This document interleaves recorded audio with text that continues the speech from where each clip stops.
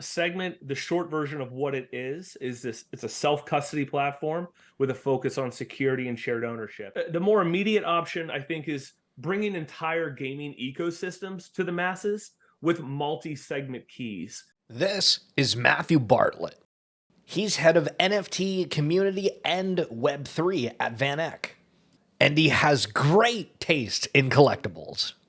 So this is Grand Theft Auto 3. It's a 9.6. Grand Theft Auto San Andreas, and then Grand Theft Auto Vice City. Been in TradFi now for almost 20 years. Spent about 8.5 at Franklin Templeton Investments, and now over 10 at VanEck. Started buying my first NFTs as part of the Decentraland land auction. I had side hustle dreams of building a digital winery with the hopes of maybe bringing real life brands into like a metaverse environment. I became heavily concentrated in a collection or a project called Altered State Machine, which is part of the Futureverse ecosystem. And so this project was trying to democratize ownership of AI agents or brain NFTs, and that really ignited my passion, or reignited it, for the technology behind NFTs. And funny enough, it aligned with VanEck's vision of launching its own NFT collection, the VanEck NFT community. We actually had a collection of just 1,000 NFTs, but over 50,000 people subscribed in May of last year. Part of that had to do with it being free, and the other part of it having to do with it being sort of historic. It was the first ever global asset manager to launch a collection. And so that's how my title and role changed to head of NFT community and Web3. The NFT launch happened for VanEck, and I went back to Jan VanEck, the CEO, and I was like, listen, this is a list of the things I'm doing. I'm creating Web3 content. We had a great community event at the New York Stock Exchange. Is this what you want me doing? And he said, well, what I really want you to do is to help build out some of our crypto native capabilities. And of course, he had some things in mind, but ultimately he said I could sort of come up with what I wanted to, and that we would build it. And so I started out where most entrepreneurs do start when creating a business: what and where are the problems, right? And I thought about things like, how could I share a high value asset with friends in Web3? But then again, what if we're not really friends? What if we're just like Discord pals? And so now it's trustless ownership. And so that led me down the road of fractionalization. And so I go down this rabbit hole, and I encountered really a plethora of issues, but there's mainly 3 that stuck out and that I tried to solve for. First, many of these platforms are really custodial in nature, right? Meaning, in order to fractionalize, I have to push my asset into someone else's vault or give my asset away. And of course, the problem there is I might miss out on airdrops or token gated experiences. I might not be able to play the game anymore if it's a Web3 game. And then the second and third issue would be really the type of token that's involved, that being ERC20 tokens. So the first issue there is that there's really no visual. So if I own 50 tokens out of a million tied to, let's say, a Futureverse fluff, it's hard to flex with my friends like, oh, this is the fluff I own a piece of, right? There's no visual. And then the second part is tied to liquidity. Many of these platforms want you to add additional liquidity in the form of ETH or USDC so that there's a trading pair. Who wants to do that if you're trying to get liquidity out of your asset, right? And so that's really sort of where the core business use case of SegMint started, really the genesis of what we've created. When people try to share an asset, create a DAO amongst friends, and want to keep on that too, and they usually have a multi-sig wallet, somebody that's in charge of that entire thing, how does SegMint take a different approach to this, making it seamless and, user-friendly? SegMint, the short version of what it is this: it's a self-custody platform with a focus on security and shared ownership. And so quickly, on the security side, we have this really unique multi-sig solution that we believe is sort of a better mousetrap for Web3 participants, and will also help to promote sort of the best practices around security. The shared ownership, though, and really the core, is tied to something that we call the lock and key model. And so here's how it works. You could take an ERC 721 or 1155, vault it, and that vault is still owned by your Web3 wallet. But inside the vault, it's not transferable once you mint keys. And they're called keys because you need to own them all in order to unlock the vault. And so you have this asset vaulted. You create your SegMint keys, which, here's sort of the clever part, they're also ERC 1155, so they're semi-fungible clones of whatever that vaulted asset is. And now you could take those keys and distribute them to friends, family, or perhaps trade them on the SegMint exchange, right? And so that's really the key difference between what we're doing, but it ultimately solves for all the problems I mentioned, right? So you're able to buy a key for the same reason that you buy any other fractionalized asset. You get that lower cost of entry, but for the seller, you're still in control of the airdrops and the token gated experiences. But for key holders who request it, you could also pass on rights, functionality, even mint opportunities through our integration with Delegate.cash. So really, it gives the keys potentially much more overall utility. And for the keys, let's just kind of use me as an example. Let's say that I have an asset and then I create these keys for it and I give some to friends, but I want to also, as you mentioned, for like the SegMint exchange, have some listed on there. How does it work? Am I limited to only doing 5 keys, 10? What's the expansiveness Yeah, of it? ultimately, we're limiting the amount of keys you can create up to 100, and Okay. that's sort of another advantage because we're not creating a million tokens and then it becomes impossible to ever buy out all the tokens and take ownership of the asset. So you're limited up to that amount. In the case that you mentioned, I would either do one or the other. I would either have this asset and I share the keys with my friends or co-owners, and you also have the ability to claw back those keys based on how you set the terms.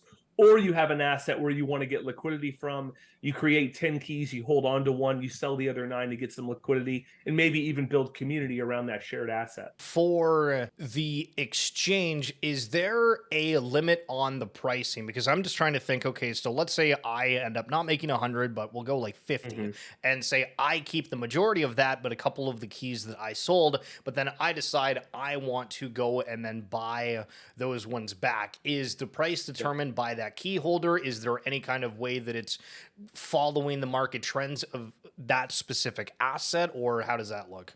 Yeah. So ultimately, you vault an asset and you create keys. At the time of listing, you're the one that gets to set the key terms. And the first decision you're going to make is, do I want to have a free market listing or a buyout market? Free market is exactly what it sounds like. You're going to list the keys for whatever price you want to get. But if I buy one of those keys from you, I could essentially ask what I want down the road when you're trying to get that asset back, if you do, right? The buyout market gives you a little bit more flexibility, and it's probably the recommended route, meaning you could set a buyout price. The buyout price is a price that only you could pay per key to buy out the collection. And you could also set a reserve price that's either at or above the buyout price that others can pay or anyone else can pay to buy out the collection. And of course, this presents us with some maybe potential arbitrage opportunities as we watch floor prices of the underlying vaulted asset move up and down. Someone might recognize a great opportunity to reserve buy all of those keys and then even flip the asset on another secondary.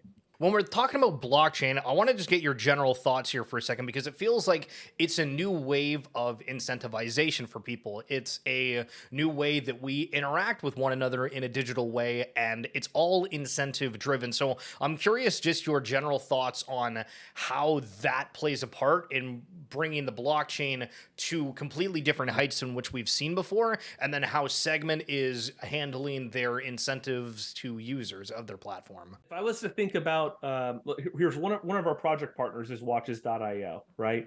And the great thing about that project, besides providing pricing information on what 39,000 miles of watches, you have the opportunity to maybe mail in your luxury watch. Let's say it's worth $100,000. They'll vault it, secure it, insure it, etc., and they'll provide you back a watch-backed NFT. And the luxury there is that now the market from which you could sell it really broadens, right? It's not just your local flea market or someplace. You could sell it anywhere in the world to somebody who wants that watch, and of course, they can redeem that watch with Watches.io for the physical asset.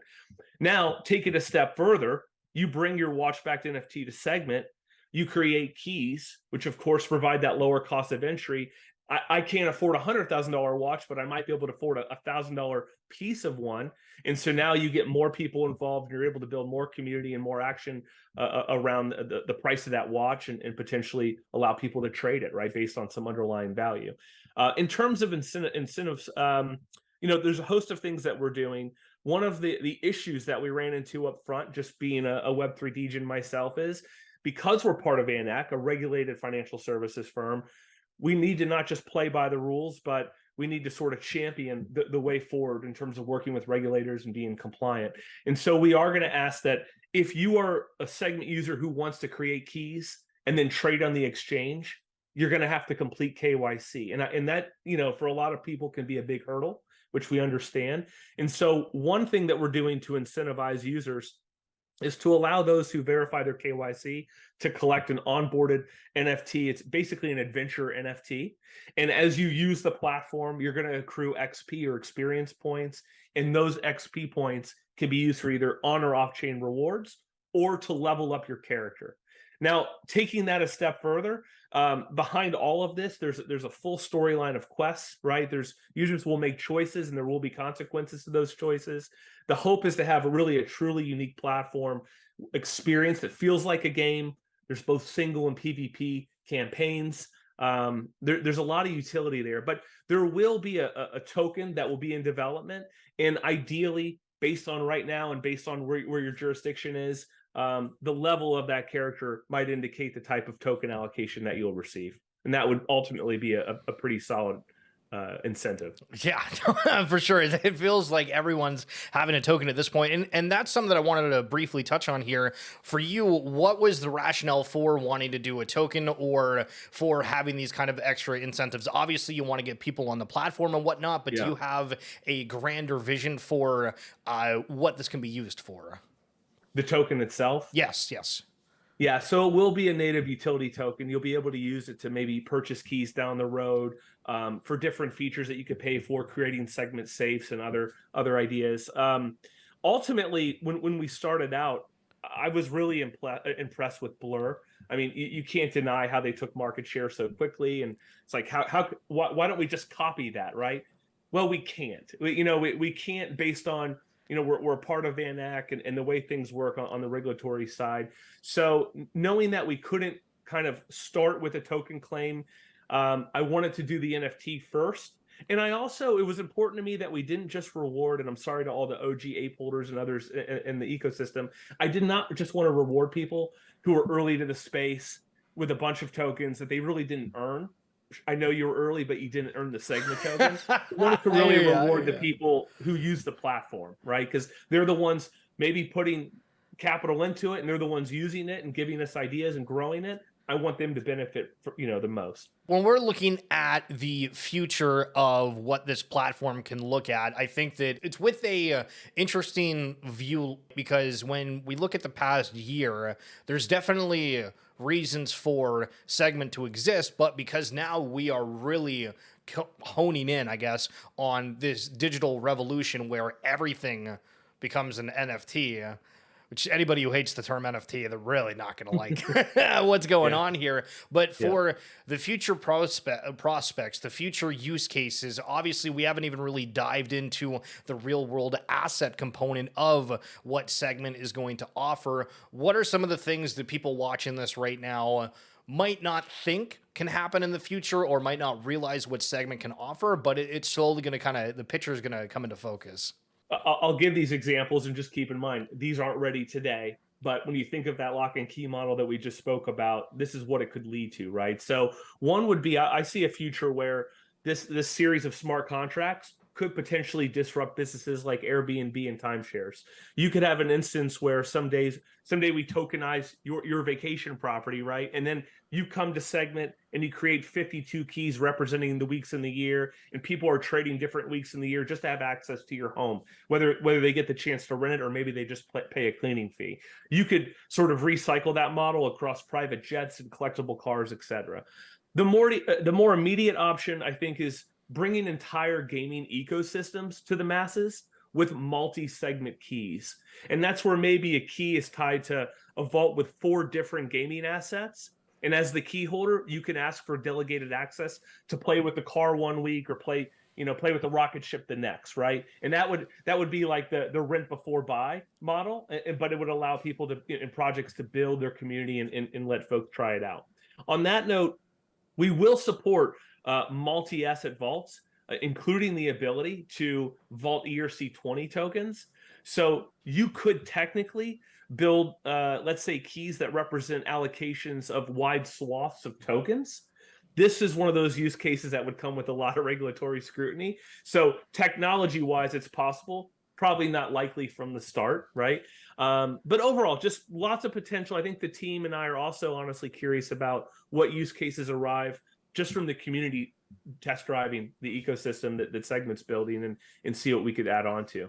And so when you're speaking of the community being able to get their hands on this and take part in it, wow, how long are we in the shadows until we're able to do that?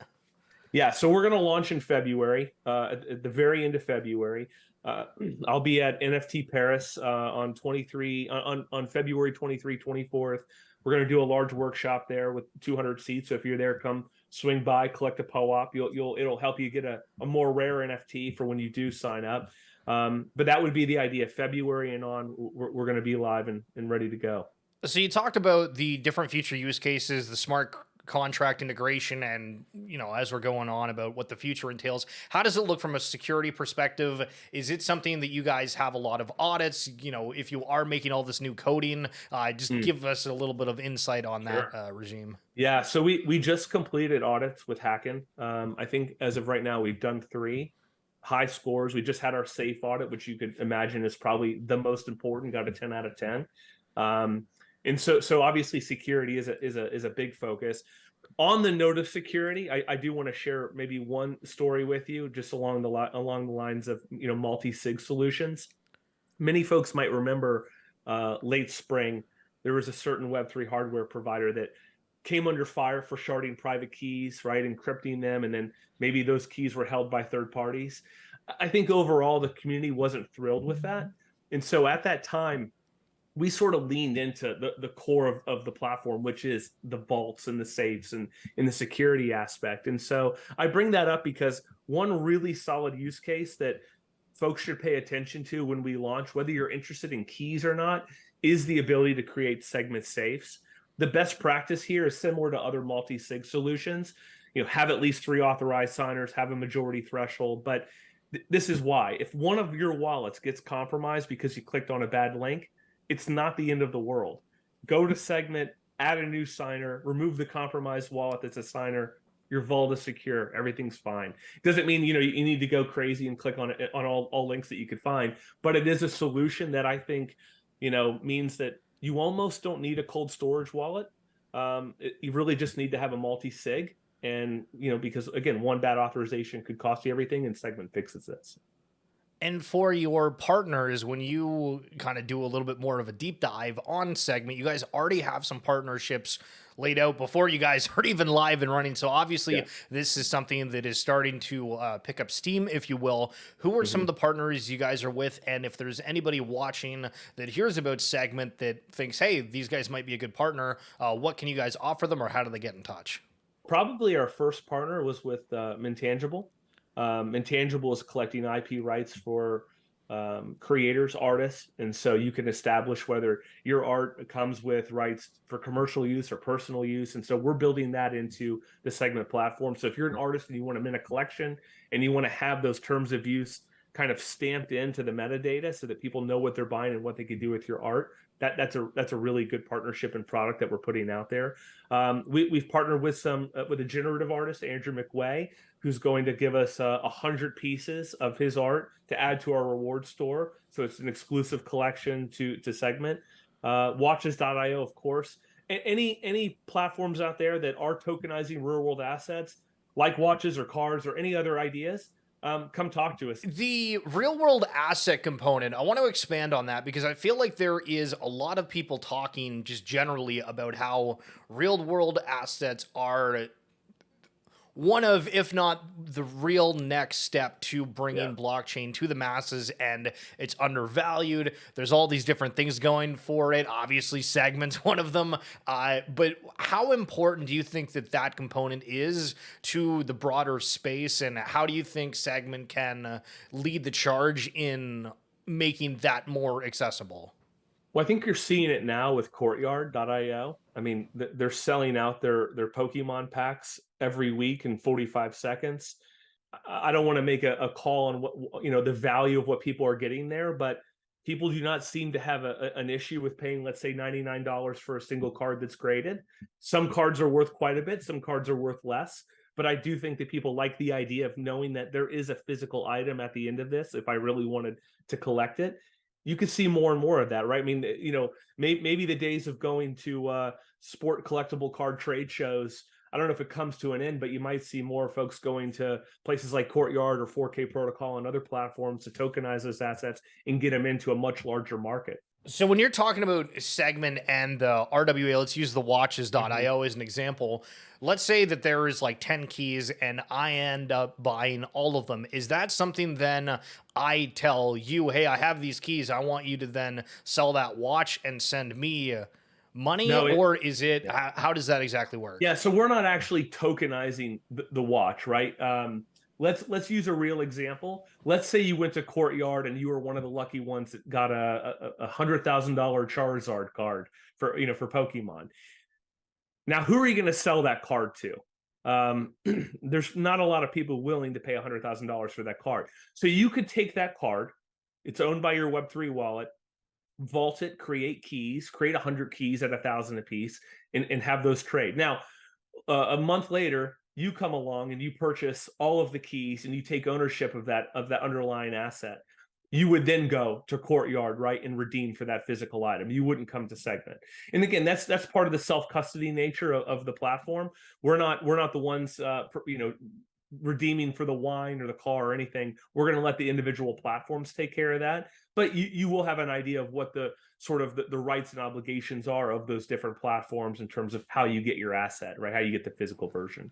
It's so weird thinking about this because I'm just like, man, like, oh, all right, what do we go out and searching for once more of these assets hit? And I'm curious because, you're talking about the Pokemon cards and then we have watches and there's really so much more to it. Obviously, real estate isn't fully there yet, but, it's slowly starting to get there. And it's cool to see what the potential for all of this is. So as we're kind of wrapping up here, what are things people need to be paying attention to for SegMint? You talked about Paris in February of next year, but obviously that's another 2 months away. What are some of the things that you and SegMint are doing leading up to the launch? Yeah, I think we're going to start the creation of our ERC20 contract for the SegMint token. I mean, that will be a big focus next year. We're going to continue to expand the gamification elements, the storyline quests, the PvP campaigns and even we're as of now working with the Portals project on the Solana chain to have an immersive gameplay environment. So you could even participate in quests and then they tie back to the actual, call it Web2 website, right? So to collect items and continue on your journey. So that should be pretty interesting. In addition to that, I think maybe my last comment would be, and call it a plea, we really want the community's feedback. This is a community driven project. We're building this for users like you, like myself, and we want to build something that long term can have sustainable growth and doing it the right way. Again, being compliant and following the rules of the law, if you will, right? So as much as I'd love to have a massive market share take right out of the gates and blow up on social media, it's more important for us to do it right and just keep these forward-looking innovations in mind. So if you're interested in that, if you want to be a part of it, sign up at SegMint.io. And we're still looking into doing something with wine. We're in talks right now with some really interesting wine, I'll just say wine projects that could bring the wine on chain. And again, you could buy keys to really exclusive and rare wine. So we'll see where that goes. And if somebody's wanting to get in touch with you, what's the best way they can do that? Matt at SegMint.io.